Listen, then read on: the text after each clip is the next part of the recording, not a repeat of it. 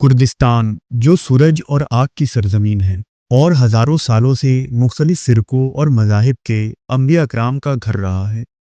زمین پر بکھرے ہوئے مزارات اور مقدس مقامات کردستان کی عظیم تاریخ کی گواہی دیتی ہے۔ یہاں تاریخی شہر الکوش میں شہر کے شمالی علاقے میں کاسا نامی مقام ہے، جہاں ایک پیغمبر کی قبر آج بھی موجود ہے اور جنہیں مقامی لوگ نہم یا ناہوم الکوشی کہتے ہیں۔ مسلمان، عیسائی اور یہودی، یہاں تک کہ قدیم یزیدی فرقے کے لوگ بھی اس عظیم ہستی کا احترام کرتے ہیں۔ اس مقبرے کے اندر دیواروں پر عبرانی زبان میں کچھ جملے کندہ نظر آتے ہیں، جو اس گمشدہ نبی کی بھولی بسری تاریخ کو اپنے اندر سمیٹے ہوئے ہے۔ ایک ایسے پیغمبر جن کی کہانی کو وقت کے دھول نے ان کے قبروں پر ہی چھپا دیا۔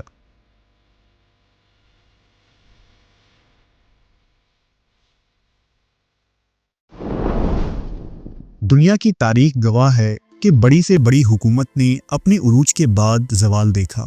فرعون کی سلطنت ہو یا نمرود کا غرور، رومیوں کی چمکتی ہوئی ریاست ہو یا فارس کی شان و شوکت، سب خاک میں مل گئی۔ لیکن ان سلطنت کے زوال کے وقت ایک خبردار کرنے والی آواز ضرور اٹھی۔ یہ آواز پیغمبروں کی دعوت کی آواز تھی، جو حق کو بلند کرتی ہے اور انسانیت کو اس کے رب کی طرف بلاتی ہے۔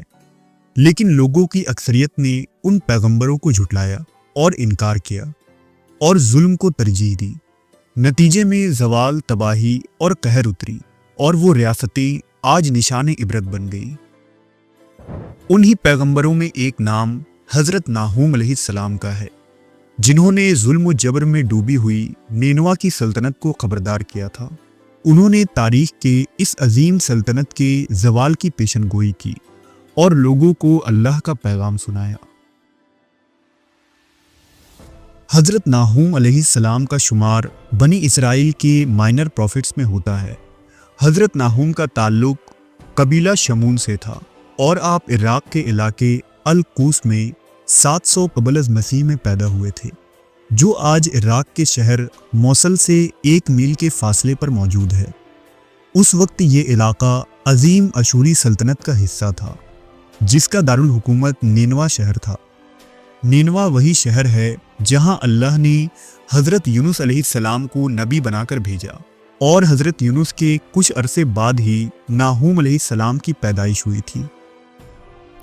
حضرت ناہوم ایک ایسے وقت میں پیدا ہوئے جب قوم بنی اسرائیل اور یروشلم کو بیرونی حملے، ظلم اور اخلاقی زوال کا سامنا تھا۔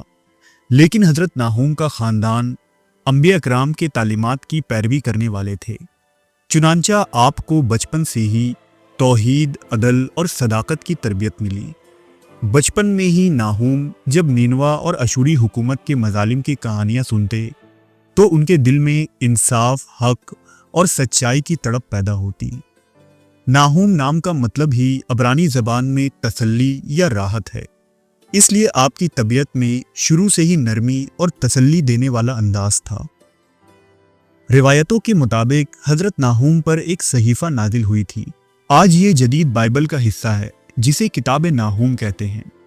اس کتاب کے مطالعے سے پتہ چلتا ہے کہ آپ جوانی سے ہی الفاظ اور بیانیہ میں مہارت رکھتے تھے۔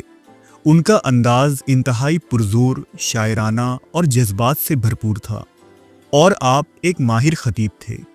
حضرت ناہوم کی زندگی نہایت ہی سادہ تھی۔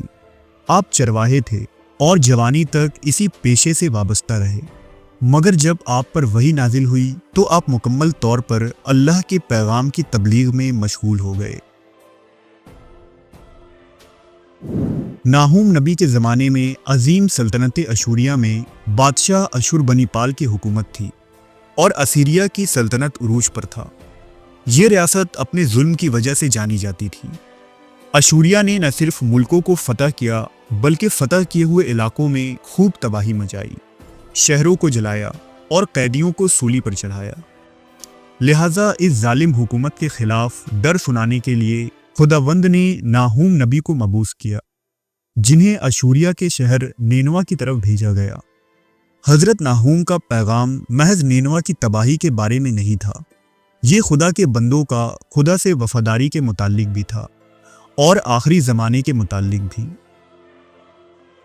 حضرت ناہوم کے صحیفے میں اللہ کے انصاف اور قہر کو بیان کیا گیا ہے، اور آپ نے اعلان کیا ہے کہ نینوا اپنے ظلم اور سرکشی کی وجہ سے مکمل طور پر تباہ ہو جائے گا، جو کہ کچھ عرصوں بعد بالکل صحیح ثابت ہوئی۔ دراصل پرانے عہد نامے کے مطابق یونس علیہ السلام کے بعد نینوا کے لوگوں نے توبہ کی تھی اور گناہ و شرک کو چھوڑنے کا وعدہ کیا تھا، لیکن ان کی یہ توبہ وقتی تھی۔ حکومت و طاقت ملنے کے بعد وہ پہلے سے بھی زیادہ سرکش اور ظالم بن گئے اور برے کاموں کی طرف لوٹ گئے۔ انہوں نے قوموں کو غلام بنایا اور عیش و عشرت کی زندگی گزارنا شروع کر دی۔ نینوا ظلم و زیادتی سے بھرا ہوا تھا۔ ہر سڑک، ہر بازار، ہر محل لوگوں کے خون اور ہڈیوں پر بنا تھا۔ اشوریا اس دنیا کی سب سے ڈراؤنی طاقت تھی۔ وہ غلام بنائے گئے لوگوں کو دنیا والوں کے لیے عبرت بنا دیتے۔ وہ اپنے دشمنوں کی زندہ کھال اتار لیتے تھے۔ وہ قیدیوں کے سر کاٹ کر شہر کے دروازوں پر لٹکا دیا کرتے تاکہ بغاوت کرنے والوں کے دلوں میں دہشت پھیل جائے۔ وہ شہر کے شہر اور گاؤں کے گاؤں جلا دیتے تاکہ دنیا ان سے ڈرے۔ نینوا میں مذہبی رسومات کے نام پر انسانوں کی قربانی دی جاتی۔ قدیم سفلی جادو کے لیے انسانی اعضا استعمال کی جاتی۔ اشتار جیسے دیوی دیوتاؤں کی عبادت ہوتی، اور شہروں میں مقدس مقامات کے نام پر جنسی معبد قائم تھے، جہاں مرد و عورت بدکاری کو مذہبی عمل سمجھ کر انجام دیتے، اور اس عمل میں عام لوگوں کے ساتھ ساتھ حکمراں طبقہ بھی شامل تھا۔ اس لیے بک آف حزقیل میں اشوری بادشاہوں کو شیطان اور دجال سے تشبیہ دی گئی ہے۔ حضرت ناہوم جو اس وقت نینوا کی طرف بھیجے گئے، ان پر خداوند کی وحی نازل ہوتی ہے، اور انہوں نے اشوریوں کو آنے والے عظیم تباہی سے خبردار کیا۔ کتاب ناہوم میں آپ کے الفاظ اور پیشن گوئیاں تفصیل سے درج ہیں۔ کتاب کے پہلے باب میں خداوند اپنے عظیم صفات کو بیان کرتے ہیں، جن میں خداوند خدا کی محبت اور رحم کے ساتھ انصاف اور بدلہ بھی شامل ہے۔ خدا فرماتا ہے، خداوند خدا ایک غیرت مند خدا ہے جو انتقام اور غصے سے بھرا ہوا ہے۔ وہ ان تمام لوگوں سے انتقام لیتا ہے جو اس کی مخالفت کرتے ہیں۔ خدا مصیبت آنے پر بندوں کے لیے پناہ گاہ ہے اور ان کے قریب ہے جو اس پر بھروسہ کرتے ہیں، لیکن وہ اپنے دشمنوں کو زبردست سیلاب میں بہا لے جائے گا۔ دوسرے باب میں خدا ناہوم سے کلام کرتے ہیں اور فرماتے ہیں، آسمانی فوجوں کا رب کہتا ہے، تمہارا دشمن تمہیں کچلنے آ رہا ہے۔ اس طرح ناہوم اشوریا کی تباہی سے لوگوں کو آگاہ کرتے ہیں، لیکن یہ بات اس وقت ناممکن نظر آتی ہے کہ دنیا کی ایسی عظیم الشان اور طاقت و قوت رکھنے والی سلطنت، جس کے آگے بڑی بڑی طاقتیں گھٹنے ٹیک دیتے ہیں، اسرائیلیوں اور چرواہوں کا خدا اس مستحکم سلطنت کو آخر کس طرح تباہ کرے گا۔ تیسرے باب میں نینوا کے لوگوں کے خلاف خدا اپنے غضب کی وضاحت کرتا ہے اور فرماتا ہے، نینوا ایک بے وفا شہر ہے جو خوبصورت ہونے کے باوجود جھوٹ کا شہر ہے۔ خدا اسے غلاظت سے ڈھانپے گا اور دنیا کو دکھائے گا کہ یہ واقعی کتنا گھٹیا ہے۔ خداوند خدا ان قوموں کی حمایت کرتے ہیں جنہوں نے اشوریا کے ہاتھوں ظلم سہا اور غلام بنائے گئے۔ خدا فرماتا ہے، تیرے زخم کا کوئی علاج نہیں، تیرا زخم مہلک ہے۔ تیری تباہی کی خبر سننے والے خوشی سے تالیاں بجائیں گے جو تیرے مسلسل ظلم کا شکار بنے ہیں۔ نینوا کا شمار اس وقت دنیا کے ان شہروں میں ہوتا تھا جنہیں اس وقت ناقابل تسخیر سمجھا جاتا تھا۔ بڑی سے بڑی فوج یا آفت اس شہر کو نقصان نہیں پہنچا سکتی تھی، کیونکہ اس کے ارد گرد مضبوط فصیلیں، بلند قلعہ، بڑی فوجیں اور دفاعی نظام موجود تھا۔ لیکن اس وقت ناہوم نبی نے نینوا کے متعلق پیشن گوئی کی تھی کہ نہ صرف دشمن اس پر حملہ کریں گے، بلکہ ایک قدرتی آفت سے بھی اس شہر کو تاخت و تاراج کیا جائے گا، جنہیں اپنی قوت اور فوجی طاقت پر ناز ہے۔ لہذا 612 قبل از مسیح میں بابلی اور میڈیائی قوموں نے ایک فوجی اتحاد کیا اور نینوا پر چڑھائی کر دی۔ کئی ہفتوں تک شہر کے گرد گھیرا رہا، لیکن شہر کے مضبوط فصیلوں کی وجہ سے حملہ کامیاب نہ ہو سکا۔ پھر وہ قدرتی واقعہ پیش آیا جس کی پیشن گوئی ناہوم نبی نے کی تھی۔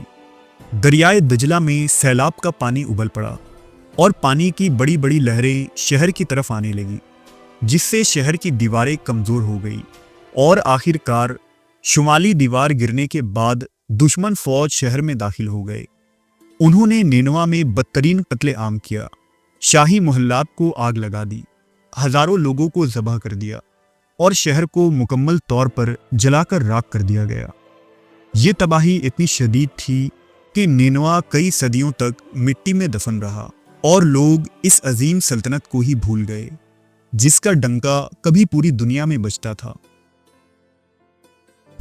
جب سال 1847 میں ایک برطانوی آرکیولوجسٹ آسٹن ہنری لیارڈ نے کھدائی کے دوران نینوا کے آثار دریافت کیے تو سیخراب کا عظیم محل دریافت ہوا جس کی فصیلیں تباہ ہو چکی تھی، لیکن کچھ آثار اور تختیاں اصلی حالت میں موجود تھیں۔ ان تمام دریافت نے حضرت ناہوم کی پیشن گوئیوں کو تاریخی ثبوت کے طور پر سچ ثابت کر دیا۔ حضرت ناہوم علیہ السلام کی زندگی کا آخری حصہ ایک خاموش مگر باوقار انجام کا حامل ہے۔ تاریخی اور دینی کتب میں ان کی موت کی درست تاریخ یا واقعہ تفصیل سے نہیں ملتا، مگر یہ معلوم ہوتا ہے کہ آپ کی زندگی کا زیادہ تر وقت اسرائیل میں ہی گزرا اور غالباً آپ کی وفات بھی وہی ہوئی۔ کچھ روایتوں کے مطابق آپ کی قبر مبارک الکوش میں ہے، جو آج شہر موصل کے قریب ہے۔ یہاں آج ایک قدیم مقبرہ بھی موجود ہے جو کسی زمانے میں یہودی زائرین کے لیے مقدس مقام تھا۔ سال 2005 کے بعد شدت پسند تنظیموں نے آپ کی قبر کو شدید نقصان پہنچایا۔ ناہوم علیہ السلام کی کتاب آج بھی ہمیں خبردار کرتی ہے۔ ظالم حکومتوں کے خلاف خدا کا قہر صرف اس وقت کے لیے نہیں تھا، بلکہ آج بھی ایسی حکومتوں کا انصاف کیا جائے گا۔ ناہوم نبی کی للکار ہمیں آج یہ پیغام دیتی ہے کہ ظالم اسرائیل ہو یا شیطان امریکہ، ان کی حکومت بھی چند روزہ ہے اور آخر کار خدا کا کوئی لشکر ان ظلم کرنے والی حکومتوں کو تاخت و تاراج کرے گا۔